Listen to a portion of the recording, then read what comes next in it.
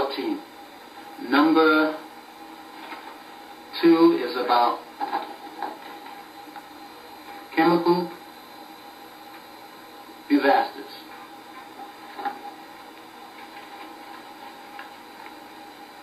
In the year 2002, I had a dream about some type of chemical disaster taking place inside the United States.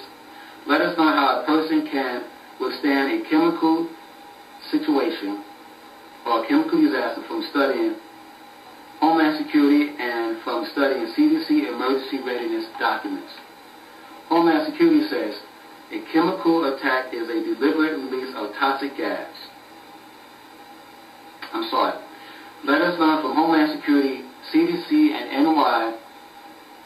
NYCDH emergency readiness documents how a person can withstand a chemical disaster. Homeland Security says a chemical attack is the deliberate release of toxic gas, liquid or solid, that can poison people and the environment. Possible signs of chemical threat. Many people suffering from watery eyes, twitching, choking, having trouble breathing, or losing coordination. Many sick or dead birds, fish, or small animals are also cause for suspicion. If you see signs of chemical attack, find clean air quickly. Quickly try to define the impacted area or where the chemical is coming from, if it's possible. Take immediate action to get away. If the chemical is inside a building where you are, get out of the building without passing through the contaminated area, if possible. If you can't get out of the building or find clean air without passing through the area where you see signs of a chemical attack, it may be better to move as far away as possible and shelter in place. If you are outside, quickly decide what is the fastest way to find clean air. Consider if you can get out of the area or if you should go inside the closest building and shelter in place. If you think you have been exposed to a chemical, and if your eyes are watering, your skin is stinging, and you are having trouble breathing, you may have been exposed to a chemical. If you think you may have been exposed to a chemical, strip immediately and watch. Look for a hose, fountain, or other source of water, and wash with soap if possible. Be sure not to scrub the chemical into your skin. Seek emergency medical attention. Now, CDC says, some chemical accidents or attacks, such as a train derailment or terrorist incident, may make staying put dangerous. In such cases, it may be safer for you to evacuate or leave the immediate area. You may need to go to an emergency shelter after you leave the immediate area. You will hear from the local police, emergency coordinator, or governmental official on the radio or television emergency broadcast system if you need to evacuate. If there is a code red or severe terror alert, you should pay attention to radio or television broadcast so you will know right away if an evacuation order is made for your area. Every emergency is different, and during any emergency, people may have to evacuate or to shelter in place depending on where they live. Act quickly and follow the instructions of local emergency coordinators, such as law enforcement personnel, fire departments, or local elected leaders. Every situation can be different, so local coordinator could give you special instructions to follow for a particular situation. Local emergency coordinators may direct people to evacuate homes or office and go to an emergency shelter. If so, emergency coordinators will tell you how to get to the shelter. If you have children at school, they may be sheltered at the school. You should not try to get to the school if the children are being sheltered there. Transporting them from the shelter will put them and you at increased risk. The emergency shelter will have most supplies that people need.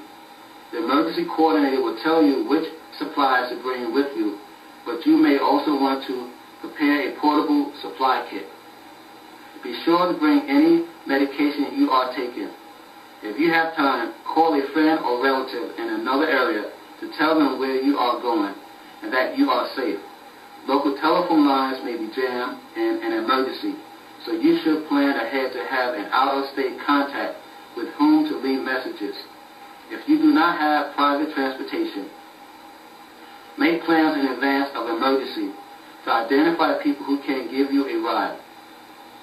Evacuating and sheltering in this way should keep you safer than if you stayed at home or at workplace. You will most likely not be in a shelter for more than a few hours.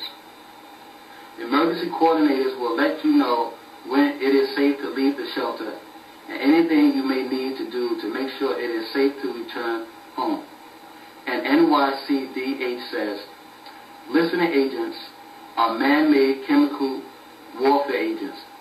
Exposure to these chemicals can cause skin blisters and burns, as well as irritation to the eyes and lungs. Examples of listening agents are mustard agents, such as sulfur mustard, also known as mustard gas. Example of listening agents, also known as mustard gas, and nitrogen mustard. Where are listening agents found and how are they used? Listening agents are not found in nature. They are man-made chemicals. They were the most commonly used chemical warfare agents during World War I. Today, more than a dozen countries have listening agents. How might I be exposed to a listening agent? Listening agents could be used by terrorists. It can be released in areas as liquid or vapor. You are exposed to a listening agent only when you come into contact with it. The most likely route of exposure are by breathing it in or by skin or eye contact. Listening agents can easily pass through clothing and get onto the skin. Accidental releases from military storage or laboratories could also cause exposure. Listening agents can last from 1 through 2 days in the environment under normal weather conditions, and from weeks to months under very cold conditions. The vapor can also be carried long distances by wind. How can blistering agents affect my health? Contact with a blistering agent can cause bodily injury. The extent of injury depends on the amount you are exposed to, how long you are exposed, and how you come in contact. Exposure to a blistering agent gas is usually not deadly. When sulfur mustard was used during World War I, it killed fewer than 5% of the people who were exposed and got medical care. Exposure to a liquid blistering agent can cause second and third degree skin burns. It can be particularly harmful to sweaty body parts such as underarm areas. Exposure may also cause skin blisters within a few days. Extensive skin burning can be fatal. Exposure to blistering agent can make the eyes burn and eyelids swell or make a person blink a lot. Extensive eye exposure can cause permanent blindness. Breathing in blistering agents can cause coughing, bronchitis, and other breathing symptoms. Exposure to very high levels can cause long-term respiratory disease or death. Blistering agent may cause cancer in the airways, lungs, skin, and maybe in other areas of the body years after exposure. It is not known whether blistering agents can affect people's ability to reproduce. What are signs and symptoms of exposure to a blistering agent? People may not know right away that they have been exposed to a blistering agent. Depending on the agent and the amount of the exposure, signs and symptoms may take 2 through 24 hours to appear. Some people may have symptoms sooner. Specific effects of exposures include skin, redness, and itching. May occur 2 through 8 hours after exposure. Yellow blistering of affected skin may appear later. Eyes, irritation, pain, swelling, and tearing may